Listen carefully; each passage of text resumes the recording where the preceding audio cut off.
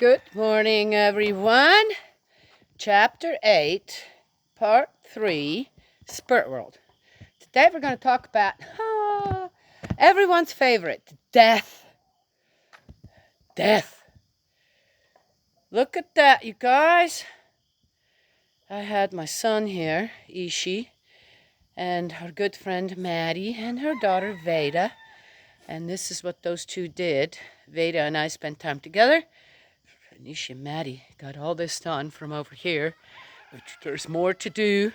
Oh, why is that not in our woodshed? Because there's a lot of bugs in this wood.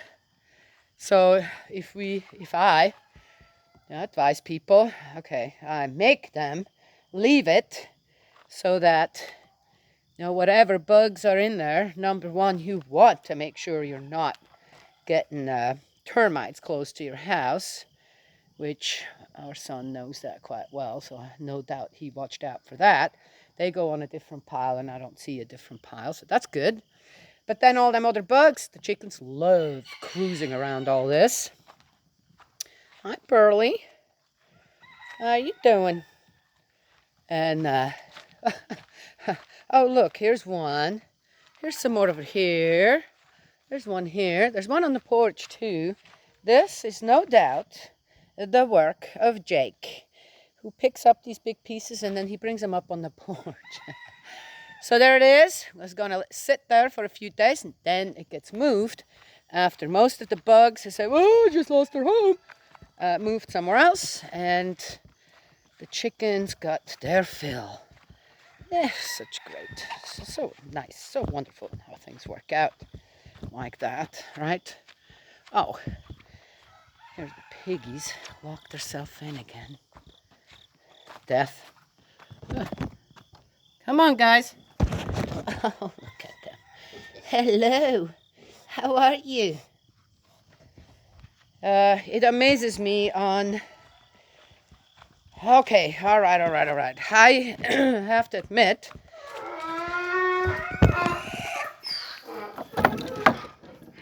Hi, Sage. Hello. Sorry, girl. I just bothered you, didn't I? Yeah, sorry about that. I know you'll be back. That drive to lay eggs does not quit. I have to go and put it somewhere. I'm sorry, girl. Amazing on how chickens do that. Find a place, then they sit. Oh, and then they get disturbed. Then they have to start all over again. Yes. So, I have to admit, and that is not because of a lack of sympathy or empathy per se, it just isn't there. The per se grieving processes that people have after someone passes away. And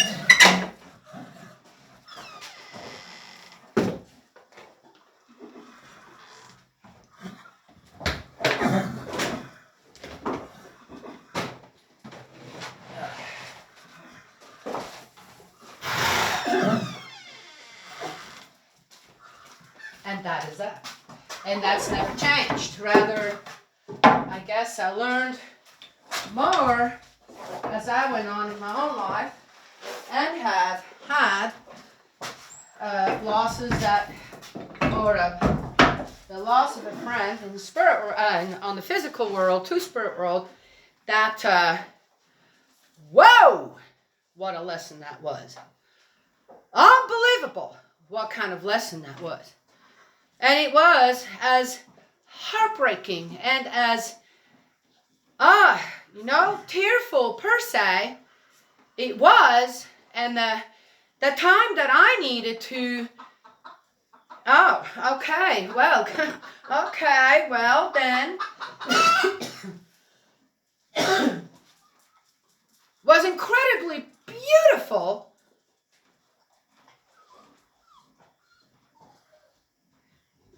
And instructional. can't say it any other way. I mean, when I think back of that time, that was the first time, about, not quite 10 years ago now, where I lost someone that was so dear and close to my heart in a way that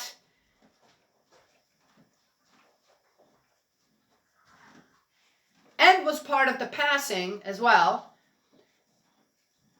Oh my gosh. I've learned a lifetime of lessons during that time and then the time after. And I did probably things that people go, you were going nuts. No, I wasn't. I was experiencing that first time of being with someone so close and being there during the time that they were transitioning and then passing and then the time afterwards when they got used to being in spirit world and I'm here, and it was absolutely a wonderful experience. I can't say it any other way. I embraced every bit of joy somehow that still was there going on, and I embraced the heartache, and it was, oh my gosh, yeah, yep, she is weird, gotcha.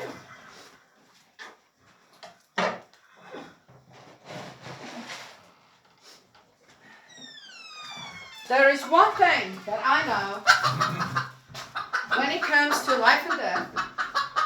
Obviously, hey, no matter who you are, where you live, what country you come from, what belief you come from, or non-belief you come from, you believe in life, don't you? Okay. Oh, death. Well, again, same thing. Anybody not believe in death? We all come with an expiration date. What do you think? Bow's gone white. It's got a little crown. King of our herd here.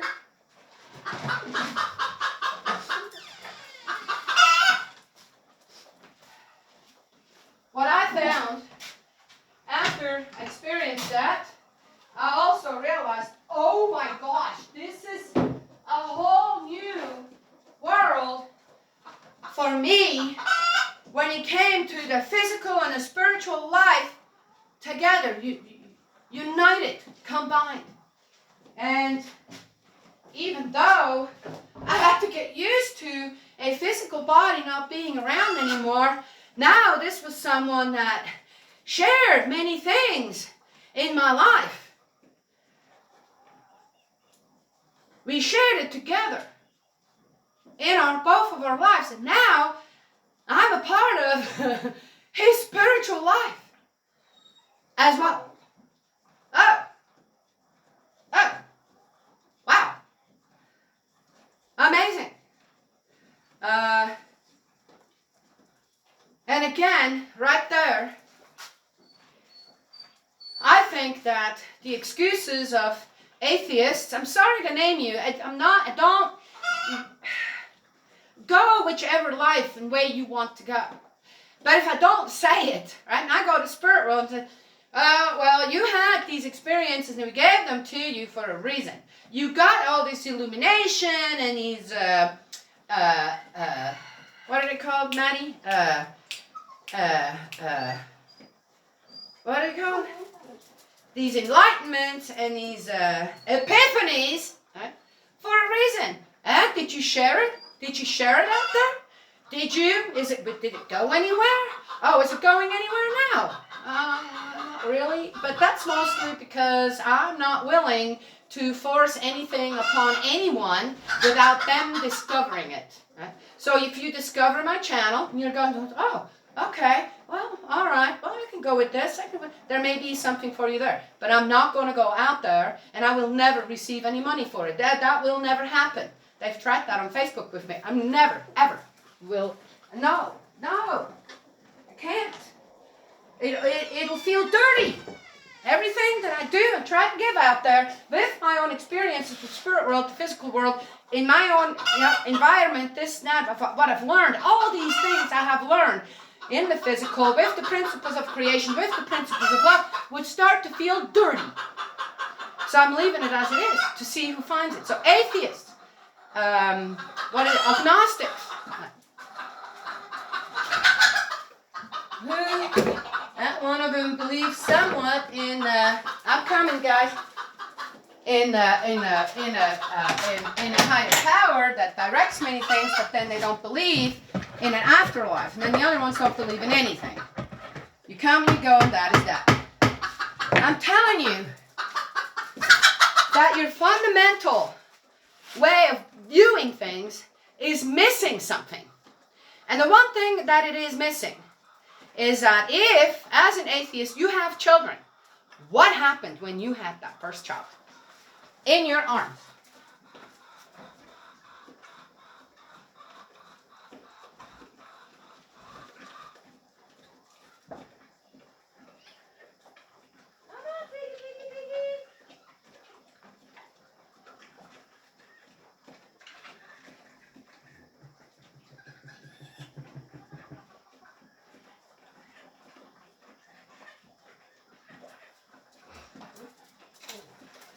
Are you, if you believe in that, denying that your own child has spent? Now, for anyone out there who is an atheist and hasn't had a child, think. Are you denying your own child the 9 months it is being nurtured and grown within your wife's body? Okay, if you're a mother, I don't know how you can be an atheist. I'm not getting that at all. But I guess it's possible. Maybe I need to have a conversation with the atheists I talk to, and we come to some real interesting conclusions together. We're men. Oh, interesting. Yeah. Then you're denying your own child the 9 months in the dark, basically, with hearing there, where he could hear. Right? The hearing was the most important part in that child's. There was something going on the outside, besides the heart pumping, besides the blood rushing, besides the gurgling and of mommies and this and that, right? A little gas, this and that. That was it. Otherwise, voices. Oh. So what do you think? Is a child, while it is growing in the womb, already with spiritual capabilities way beyond what we think is possible in a child? Okay. What do you think? Is a child born as an atheist? Is that possible? Because that child automatically knows that, they don't know how long they're going to be there, per se. Suddenly something starts to happen, they're going, and some children, which you believe it or not, that's spiritual. Some women have such a hard liver because the child goes, no, where am I going? I'm perfectly fine right here. And I've after, with my experiences for time, giving birth at home with all natural birth, with no this and that, and the chickens are, did I just feed them or not? Oh, I'm sorry, guys. I'm coming.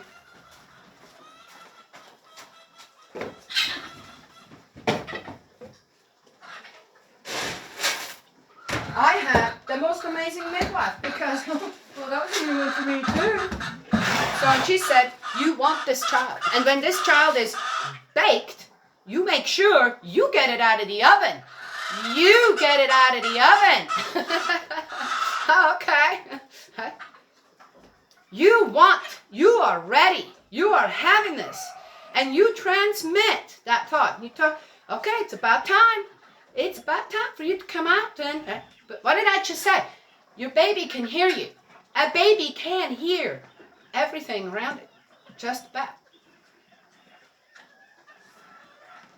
And it's an enticement, right? You're going to be born. You ain't going to stay there. Weird one. No, it isn't. Think about it.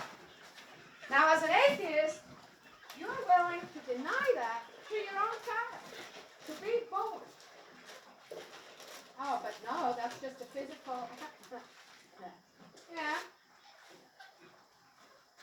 If you're an animal running on instinct, yeah. And here's another thing that happens. I'm assuming it happens to fathers as well. But I'm a woman. I am a mother. And the first time I held my oldest one in my arms, I was, oh my gosh, what just happened to me spiritually? What just happened? I mean, my heart just grew the size of, it might have been one of a walnut, and it grew the size of the moon, okay? And back. Yes. Wow, amazing. Oh, and then the other thing that happened as well, I looked at my child and I'm going, is it going to stay that way? Or is it going to turn into something different? Just with the first one. And she was so tiny. Anyway, if through becoming parents, and I could imagine that as a man, suddenly you start to realize that the magnitude of responsibility you were just given, right? And where's that coming from? Oh, you think a dog feels like that, or a cat, or a horse, or anything? A plant that produces, okay, well, as I said, as an atheist, you believe in what? Or don't believe in what? How are you making sense if one just takes that one small part of, on how, as humans, as humankind, with a physical nature and a spiritual nature, very much in the growth periods, this formation stage, growth stage, then perfection stage. How can you deny that life is possible after death? How is it that death is, and the thing is, for many other people, most people that I know, death is this just absolute thing to fear. Fear. Right? Maverick, because I don't know what you're talking about. Get that hay out there. Okay, sorry. Right. So, when I had for the first time, the experience of losing someone so close and losing someone, moving on, like a child out of the womb, then you live here for a while, then you move on to the born into, that is what death is. But what is attached to death? Huh? Oh, yeah, we're not preparing ourselves for it. A child, in a way, even though it physically prepares itself, then here, in this world, we prepare ourselves spiritually for the next round of life. We're not getting this.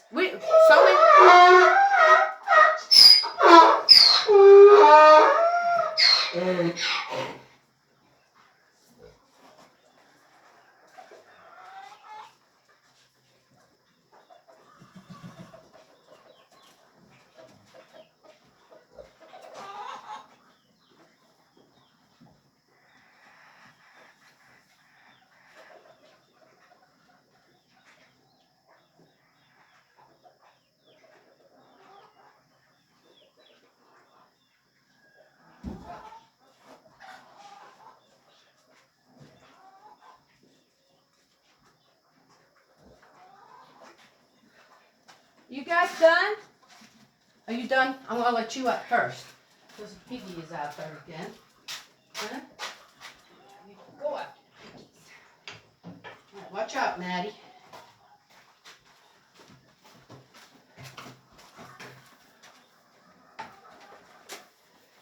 There is, according to all the experiences that I then, after that, kind of compiled with the passing of people, the one thing that I've noticed is on how little prepared anyone is to pass on.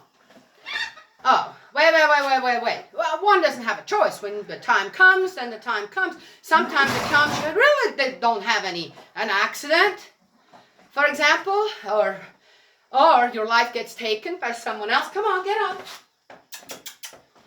But here's the thing, too. Oh, in war, Rick, you get to go out here in a second, too. All right, see? All right. Piggy has moved. Go on, buddy. They're getting their winter coat. I like to see that. All righty, go on. That's a boy. Ugh, he's walking a little unstable. Getting some water. That's good. You're going to bother him if I let you out? You're going to let him get water? I think I'm going to wait. Yeah. Don't you now but me. Huh? So, then, someone is sick. Every which way we try to, of course, prolong our life with all kinds of things, which a lot of these things make us completely miserable. Okay? But I got it. Go ahead and do that every which way, especially when it comes to the life of a child that has every possibility of still growing in this world and needs to. Medical attention, whatever people are doing out there, scientists in coming up with new ways of combating one disease or another, their focus, every scientist around the world, their focus does not need to be on 80 and 90-year-olds or 70 or 60-year-olds.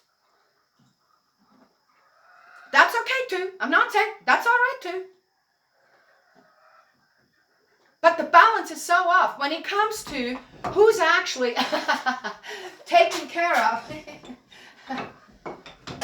out there, when it comes to the importance of staying in this world to live on more for their own growth, for their own experiences, in regards to who already had so many years here in this world, right? And on how they're taken care of. When it comes to medical care. I'm not talking you're somewhere where you're just living out your life. Every scientist out there, 100% around the world, they should all focus on sick children. All of them. And definitely, whatever's going on out there, you want your socialist country, this, that. The adults can pay for it. The children cannot do that. Oh, but their parents said, well, alrighty then. But if you want anything really for free out there and fight for that, then it is the health care for the children. The scientists out there, right, studying how can we help this child to live longer, comfortably, right? Not through their experiments of these drugs who make you just absolutely miserable. Okay, oh, Daniela. Right. So I had to get this down. So many people focus on so many, I'd say just about whatever population have out there, minus the children and maybe some, focus so much on how to overcome death. You can't. Physically, you can't. As much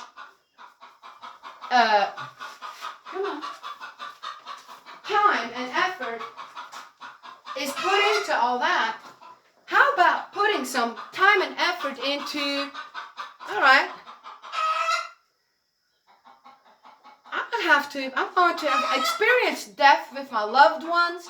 I experience death with my friends, other people around the world, people I'm a fan of, the music, or this or that, or athlete, or you name it. And oh wow, did you hear this, that?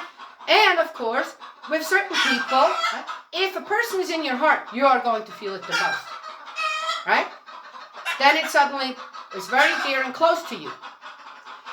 With everyone else, it's kind of, well, okay, but it's not like you can't live without them.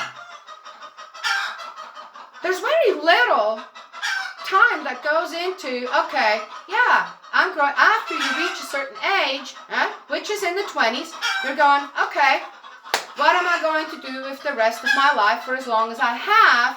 Yet, at the same time, I know where I am going. I'm going towards the day that I will pass and I am born into eternal life. Okay. Into spirit life.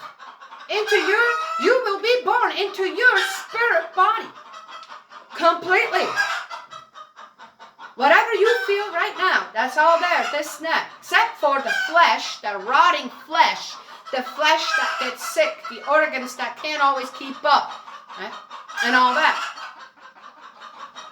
Everything else, your heart, your clear, true heart to mind will be in that spirit body.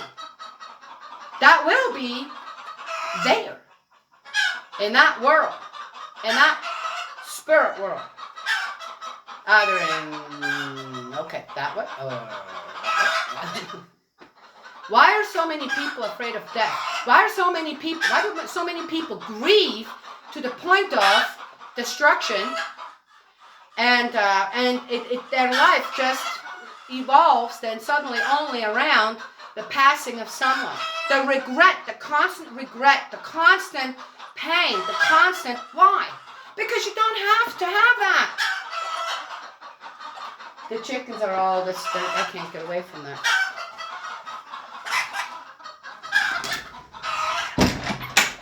You do not have to be that way.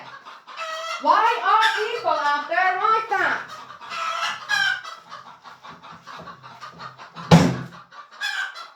And then, okay, there are signs on why that is wrong, and I'm not going to mention them here. Anyone that has lost someone in the family, where then there is some property left over, or money left over, or stuff left over at the funerals, and how the behavior is there, then afterwards, and how that all runs, rest my case. So,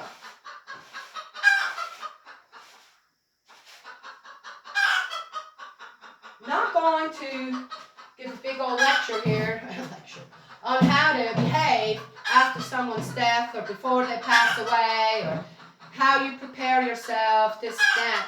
What I would like to see is with people is to prepare yourself for spirit world. How do you do that? You grow spiritually on this earth. How do you do that? Read the 10 Commandments. Oh, try to follow as much as you can. Best, follow all 10 rules. The Lord's Prayer. Study the Lord's Prayer. How do I live in this world properly? Prepare yourself for your passing, which is inevitable. It's going to happen. And it is going to happen to the people around you. Every one of them. Some of them will go ahead of you, and some of them will follow after you. Right? Yes. Prepare yourself. If you prepare yourself for the passing into eternal life, then guess what? You won't fear anymore.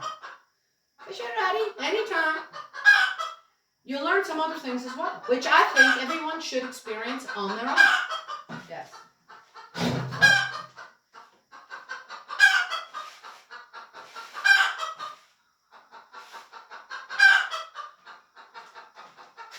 That'll be the next part.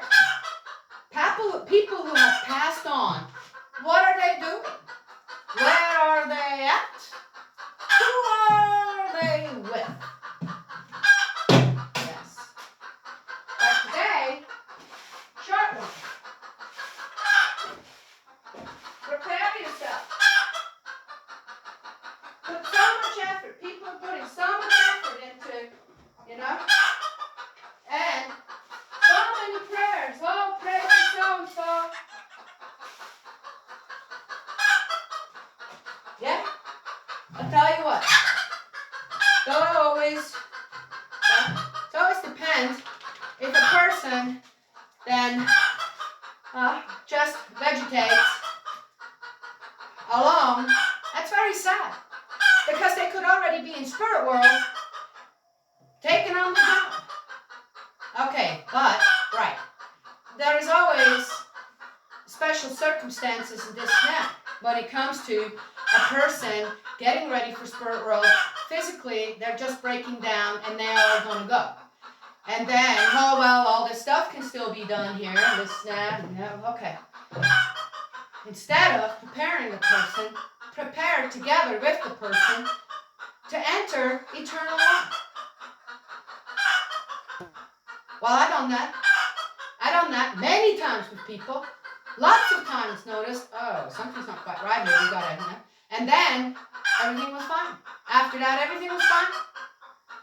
Or with some people didn't absolutely had no one, where I wasn't just stepping in so that the family could get some rest. This amazing on how one can sit there, and even though you don't know them at all, you suddenly have, oh, a guidance from Spirit World, of course, an inkling on how to be there, a part of them, even at the last few hours, last few days.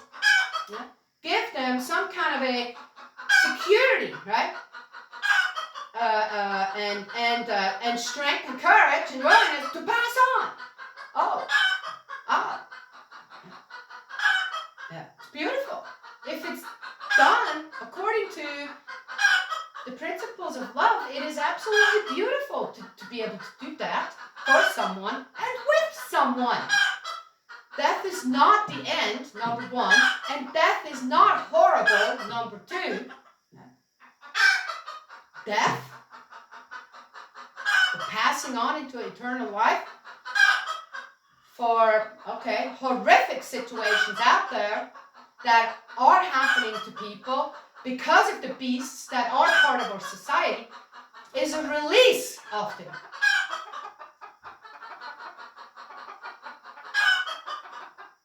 You understand that, what I'm saying here?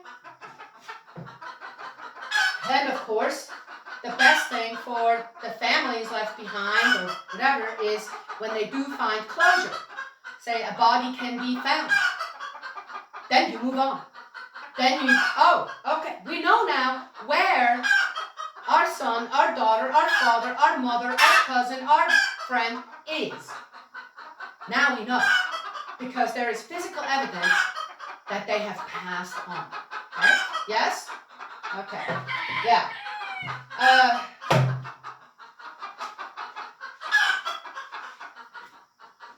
That is today. As much as people are trying to prolong a life that, why are you doing that to yourself? Instead of, let's see here. And I've just recently, there was someone shared this time while the person was still alive for about a year in this one, where she decided, I'm done. I'm not having any more treatments, this, that. She was young. She was not that old. And I'm going to have the best possible time still here with my family, with my children, my grandchildren, so that then when I pass on, guess what? The grieving process, per se, of that family was like when it finally happened.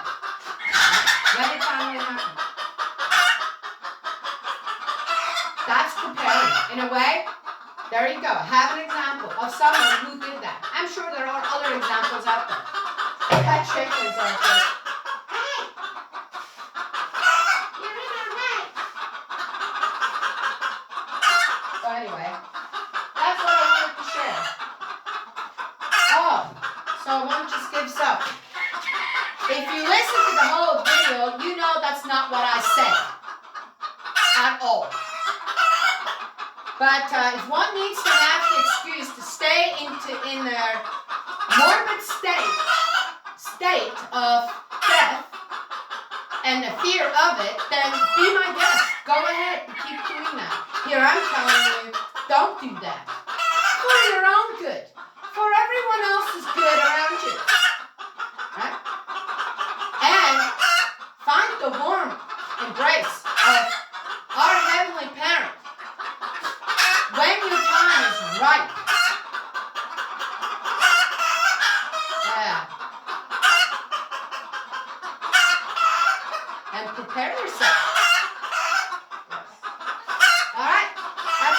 share chapter 8, part 3. And all these ladies here, I look at that as support, right? Lots of them today.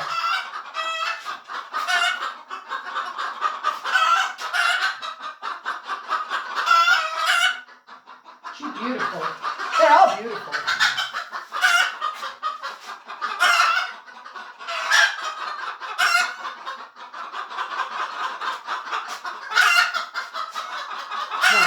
She's going to go in there. The nest is over on the other side.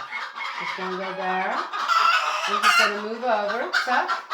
And then she's going to check around. Is there anything there going to bother me? And she's going to go and hunker down in the nest. And then she'll get really quiet. Yep, there she goes. Somebody watching me. God's love and blessings always. And I will talk to you another time. Okay, this is chapter 8, part 3, Spirit World. Prepare for death. Because it isn't death as we know it. It's your heart to mind has to fit into your spirit body when it is time. Regardless if you want to go or not. When you have explored and every avenue of how to prolong your life here and it is exhausted, you've exhausted every avenue, you're going to have to go. You will be going. Prepare yourself so that when you are in your spirit body exclusively, no more physical body, you are comfortable. And you're going, okay. Hello? What do I do now? Oh, feel pretty good too. Right? Yes. All right.